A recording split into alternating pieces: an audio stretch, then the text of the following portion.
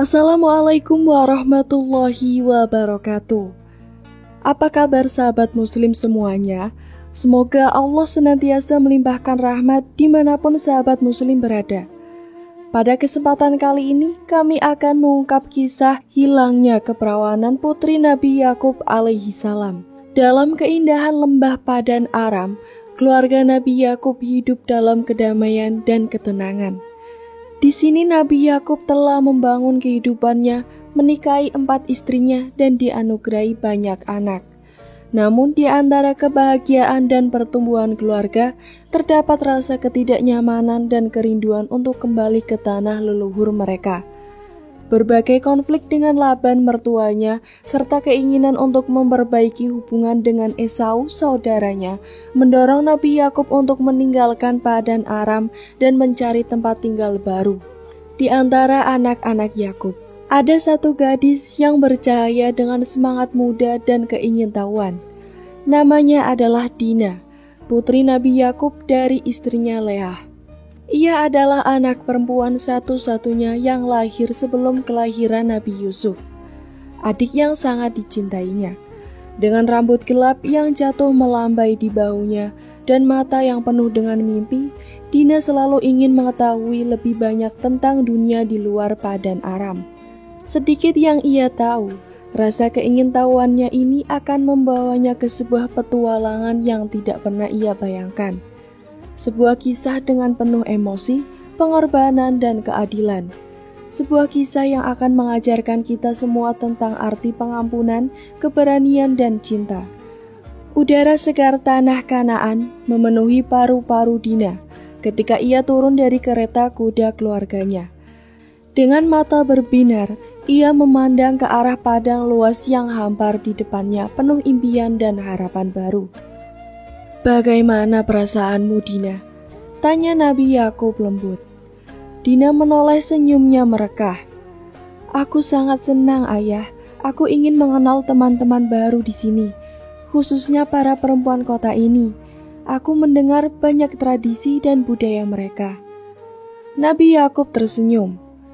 "Tapi ingatlah putriku, selalu berhati-hati. Tanah Kanaan memang indah, tapi seperti dimanapun banyak bahaya." Leah sang ibu menambahkan, "Benar Dina, jangan pergi sendirian dan selalu beritahu kami jika kamu ingin pergi kemana-mana." Dina mengangguk. "Aku mengerti ibu." Tiba-tiba dari kejauhan seorang pemuda tampan berkuda melaju mendekat.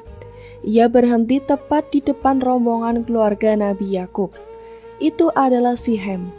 Dengan sopan Sihem berkata, "Selamat datang di tanah Kanaan Nabi Yakub.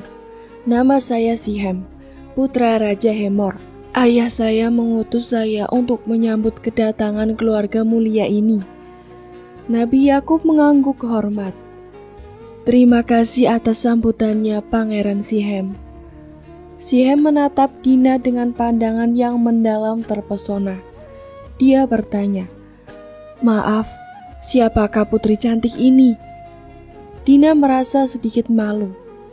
"Namaku Dina, Pangeran." "Nama yang cantik untuk putri yang cantik. Semoga kita bisa perkenalan lebih jauh." Nabi Yakub merasa sesuatu yang aneh dari pandangan Sihem, namun ia memilih untuk tidak mengatakannya. Setelah itu Sihem pergi dengan langkah cepat meninggalkan keluarga Nabi Yakub, dengan berbagai perasaan dan pertanda tentang apa yang akan terjadi selanjutnya di tanah Kanaan. Matahari terbenam memberi warna merah muda dan oranye pada langit tanah Kanaan. Dina berjalan perlahan di antara pasar kota, memperhatikan berbagai barang dagangan dan mendengarkan cerita dari para pedagang. Di setiap langkahnya, matanya selalu mencari-cari wanita-wanita setempat yang bisa ia ajak berbicara untuk mempelajari lebih lanjut tentang tradisi mereka. Tiba-tiba suara musik lembut menarik perhatiannya. Di sebuah sudut pasar, sekelok wanita menari dengan anggun, sementara beberapa pria memainkan alat musik tradisional. Dina terpaku menikmati pertunjukan tersebut dengan gembira. Suara seseorang mendekatinya dari belakang. "Dina, kau tampak terpesona dengan tarian mereka." Dina menoleh dan mendapati Sihem berdiri di sampingnya. "Oh, Pangeran Sihem, ya, tarian mereka sangat indah. Aku belum pernah melihat sesuatu seperti ini sebelumnya." Sihem tersenyum. "Ini adalah tarian tradisional kami sebagai petunjuk penghormatan kepada tanah dan dewa-dewi kami. Maukah kau belajar menari?" Dina sedikit ragu.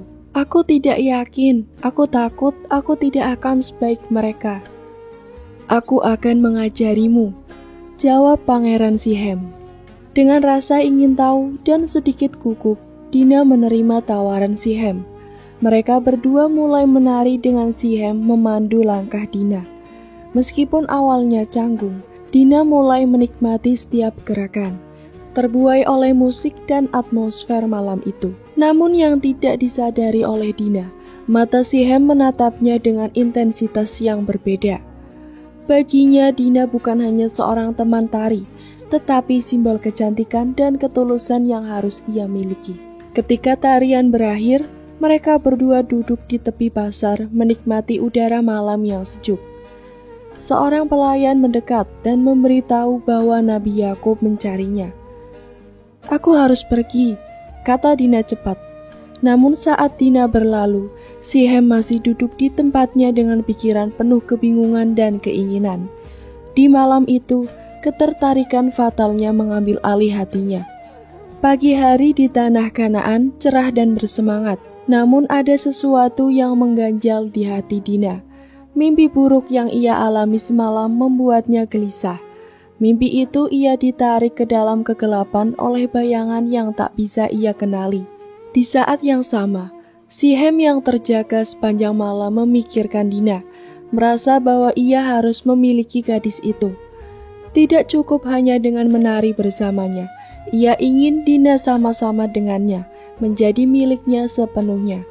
Dengan perasaan campur aduk antara cinta, obsesi, dan keinginan, Sihem memanggil salah satu pembantunya yang dikenal ahli dalam urusan rahasia. "Saya ingin kau melakukan sesuatu untukku," bisik Sihem ke telinga pembantunya. Pembantu yang bernama Zemar itu mengangguk. "Apa yang kau inginkan, Tuan Muda?" "Dina," jawab Sihem dengan mata yang bersinar. "Aku ingin kau menculiknya untukku. Bawalah ia ke istanaku." Zemar terkejut, namun tidak menunjukkannya. Malam harinya ketika Dina sedang berjalan di gang sempit dan sepi, tiba-tiba ia disergap dari belakang. Sebelum ia sempat berteriak, mulutnya ditutup dan pingsan. Saat sadar kembali, Dina menemukan dirinya berada di sebuah kamar yang mewah. Dinding kamar tersebut dilapisi dengan kain-kain halus berwarna emas dan ungu, dengan lilin-lilin yang menerangi seluruh ruangan. Namun yang lebih mengejutkan adalah kehadiran Sihem yang duduk di samping tempat tidurnya. Dina berusaha bangkit, namun Sihem menahannya. "Lepaskan aku, ini tidak benar Sihem. Apa yang kau lakukan akan membawa bencana bagi kita semua." Namun dengan kebingungan dan perasaan yang campur aduk, Sihem tidak mendengarkannya. Pangeran muda tersebut telah terjerat dalam obsesi yang membahayakan. Sebuah ketertarikan fatal yang akan mengubah takdir keluarga Nabi Yakub selamanya. Sihem pun dengan membabi buta merenggut keperawanan Dina. Suara angin menerpa dedaunan, mengiringi nafsu buas yang akan mengubah segalanya. Di tengah kesibukan pagi, ketika matahari mulai menyinari padang rumput, di luar tenda keluarga Nabi Yakub, Leah memanggil-manggil nama putrinya, Dina. Namun tak ada jawaban. Leah semakin cemas dan menghampiri Nabi Yakub. "Aku tidak menemukan Dina. Sudah kukatakan kepadanya untuk tidak pergi sendirian." Nabi Yakub berusaha menenangkan Leah. Namun usaha pencarian mereka tak membuahkan hasil. Tidak ada jejak Dina dimanapun. Keputusasaan mulai merasuki hati Nabi Yakub dan Leah. Di saat yang sama, berita tentang penculikan Dina oleh Sihem mulai tersebar di kalangan masyarakat. Raja Hemor sendiri mendengar kabar tersebut dari salah satu penasihatnya. Raja Hemor berteriak dengan penuh kemarahan. Ia tahu bahwa perbuatan anaknya itu akan menyebabkan konflik besar dengan keluarga Nabi Yakub. Sementara itu, saudara-saudara Dina yang baru pulang dari Padang mendengar kabar mengenai penculikan adik mereka. Murka mengisi hati mereka. Kita harus pergi ke istana dan mengambil kembali Dina. Namun sebelum saudara-saudara Dina bisa memutuskan langkah selanjutnya, utusan dari Raja Hemor di tenda Nabi Yakub membawa pesan untuk bertamu. Dengan berat hati, Nabi Yakub memutuskan untuk bertamu dengan Raja Hemor, berharap ada solusi damai untuk masalah ini. Ia pergi bersama beberapa putranya menuju istana. Di istana, di depan raja dan Sihem, Nabi Yakub meluapkan ekspresinya marah. Apa yang dilakukan Sihem tidak bisa dimaafkan begitu saja. Namun meskipun tampak menyesal, Sihem tetap pada pendiriannya.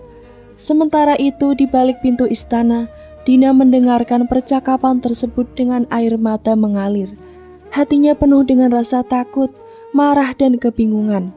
Bagaimanapun hasil perundingan itu, hidup Dina tak akan pernah sama lagi.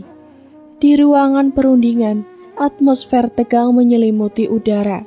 13 pria termasuk Nabi Yakub dan putra-putranya duduk menghadapi Raja Hemor dan Sihem. Setelah diskusi panjang dengan putra-putranya, Nabi Yakub menawarkan sebuah syarat. Jika kau benar-benar serius ingin menjadi satu dengan keluarga kami, maka seluruh laki-laki di kota kalian harus disunat sesuai dengan tradisi kami. Raja Hemor dan Sihem tampak terkejut. Menjalani sunat bukanlah tradisi mereka, tetapi jika itu adalah harga yang harus dibayar untuk keselamatan Sihem dan perdamaian antara kedua keluarga, maka mereka harus mempertimbangkannya. Sihem yang bersemangat untuk membuktikan keseriusannya kepada Dina dan keluarganya, dengan cepat menyatakan, "Baiklah, kami akan melakukannya. Seluruh laki-laki kota kami akan disunat." Nabi Yakub dengan tatapan tajam berkata, "Jika kau gagal memenuhi janjimu, atau jika ada tipu daya dalam janjimu, maka Allah akan membalas apa yang telah kau perbuat kepada putriku." Dengan persetujuan tersebut, kedua pihak sepakat untuk menjalani proses tersebut. Namun di balik kesepakatan ini, hati para saudara Sihem penuh dengan rencana dan keinginan untuk membalas dendam. Mereka tidak akan dengan mudah melupakan atau memaafkan apa yang telah terjadi pada adik mereka. Sementara persiapan untuk pelaksanaan sunat dilakukan, Dina diizinkan kembali ke tenda keluarganya. Sambutan hangat dan pelukan dari keluarganya menjadi obat atas trauma yang baru saja ia alami. Namun meskipun ia berada di tengah-tengah keluarganya, Dina seperti orang asing. Di sudut tenda, Simeon dan Lewi berbisik-bisik. Walaupun mereka telah menyetujui syarat dari Nabi Yakub, keduanya memiliki rencana sendiri. Keduanya tidak bisa menerima Sihem begitu saja, meskipun dengan semua kesepakatan yang telah dibuat. Ketika mereka lemas setelah proses sunat, itulah saat yang tepat untuk kita bertindak, bisik Simeon. Lewi mengangguk. Kita harus memastikan bahwa mereka membayar atas apa yang telah dilakukan kepada Dina. Ini bukan hanya soal kehormatan, tapi juga soal keadilan. Sementara itu, di kota Hemor berbicara dengan para tetua dan pemimpin tentang keputusan yang telah dibuatnya dan Sihem.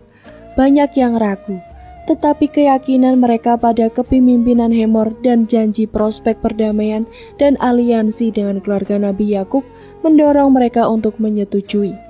Seiring dengan berjalannya waktu, proses sunat dilaksanakan. Sebuah kepercayaan baru dan harapan perdamaian tampaknya mulai terbentuk. Namun tidak ada yang menyadari bahwa langkah yang diambil dengan harapan baik ini akan menjadi pemicu bagi peristiwa tragis yang akan terjadi selanjutnya. 3 hari setelah proses sunat, seluruh kota berada dalam keadaan lemah dan kesakitan. Para laki-laki yang menjalani prosedur tersebut, termasuk Sihem, berbaring di rumah. Mereka mencoba pulih dari rasa sakit yang mendalam. Saat matahari mulai terbenam, Simeon dan Lewi yang baru berumur 14 dan 13 dengan kesenjataan pedang memasuki kota dengan penuh hati amarah dan dendam. Para penjaga kota yang seharusnya mengawasi keadaan terlalu lemah untuk bertugas dengan baik, sehingga kedua saudara itu bisa masuk tanpa terdeteksi. Mereka bergerak cepat memasuki rumah demi rumah, menghabisi setiap lelaki yang mereka temui. Teriakan dan jeritan memecah keheningan malam, tetapi sebagian besar penduduk kota tidak mampu melawan atau melarikan diri karena keadaan fisik mereka yang lemah. Sihem yang meskipun kesakitan, mencoba melindungi dirinya ketika Lewi masuk ke kamar tidurnya. Namun dendam Lewi terlalu kuat. Dengan satu tebasan pedang, nyawa Sihem pun melayang. Raja Hemor yang mendengar keributan mencoba melawan, tetapi tidak berdaya di tangan Simeon yang penuh amarah. Dalam sekejap, raja kota tersebut tewas di hadapan tahtanya. Setelah melakukan pembantaian, Simeon dan Lewi kembali ke tenda keluarganya dengan pedang yang masih basah oleh darah. Mereka memimpin keluarganya untuk mengambil harta dan kekayaan kota, serta membebaskan perempuan dan anak-anak sebagai tawanan. Ketika Nabi Yakub mengetahui apa yang telah dilakukan oleh kedua putranya, ia berteriak dengan penuh kemarahan. "Kalian telah mendatangkan petaka bagi saya. Kini kita akan dianggap musuh dan seluruh negeri akan datang melawan kita." Lewi dengan tegas menjawab, "Haruskah kami membiarkan adik kita diperlakukan seperti perempuan sundal?" Walaupun penuh dengan amarah dan kekecewaan, Nabi Yakub sadar bahwa mereka harus segera meninggalkan kawasan tersebut untuk menghindari kemarahan dari suku-suku tetangga. Dia mengumpulkan keluarganya dan memulai perjalanan ke tempat yang aman.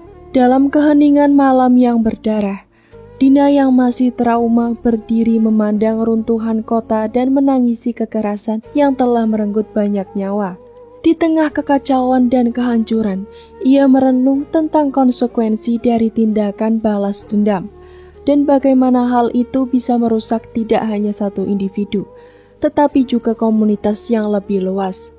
Saat fajar menyingsing, keluarga Nabi Yakub berada di atas bukit, memandang kota yang pernah menjadi saksi atas tragedi dalam hidup mereka. Kota ini kini tampak sunyi, hancur oleh tindakan balas dendamnya yang dilakukan oleh Simeon dan Lewi. Nabi Yakub dengan wajah penuh kesedihan berbicara kepada seluruh keluarganya. "Kita telah membayar harga yang sangat tinggi. Ketahuilah, balas dendam bukanlah jalan Allah. Kita harus belajar dari kesalahan ini dan mencari jalan menuju kedamaian." Meski luka di hatinya belum sembuh, Dina menatapnya. "Ayah, aku ingin menemukan kedamaian dalam hidupku. Aku ingin memaafkan dan melepaskan beban ini." Nabi Yakub mengangguk. "Kita akan pergi ke Betel, tempat di mana Allah pernah berbicara denganku. Di sana kita akan membangun altar untuk Allah dan memohon pengampunan atas dosa-dosa kita." Dengan tekad baru, keluarga Nabi Yakub berjalan menuju Betel. Di sana mereka membangun altar dan berdoa dengan sungguh-sungguh memohon petunjuk dan belas kasih dari Allah. Beberapa tahun kemudian, Dina yang telah menemukan kedamaian dalam dirinya mendirikan sebuah pusat konseling di Betel, membantu banyak perempuan yang mengalami trauma dan kesulitan dalam hidup mereka. Dia menjadi sumber inspirasi bagi banyak orang dan membuktikan bahwa meskipun masa lalu tidak bisa diubah, masa depan bisa dibentuk dengan tindakan-tindakan positif. Sementara itu, Simeon dan Lewi, meskipun terbebani oleh kesalahan masa lalu, memilih untuk mengabdikan diri mereka dalam ibadah kepada Allah dan komunitas, berusaha menebus kesalahan mereka dengan tindakan kebajikan. Kisah keluarga Nabi Yakub ini menjadi pelajaran bagi banyak generasi tentang bahaya balas dendam dan pentingnya pengampunan. Meski perjalanan mereka penuh dengan lika-liku dan kesedihan, mereka berhasil menemukan jalan kembali kepada Allah dan mendapatkan kedamaian dalam diri mereka. Sekian dari saya, jangan lupa untuk klik like, komen, subscribe channel ini agar tak ketinggalan cerita menarik lainnya. Wassalamualaikum warahmatullahi wabarakatuh.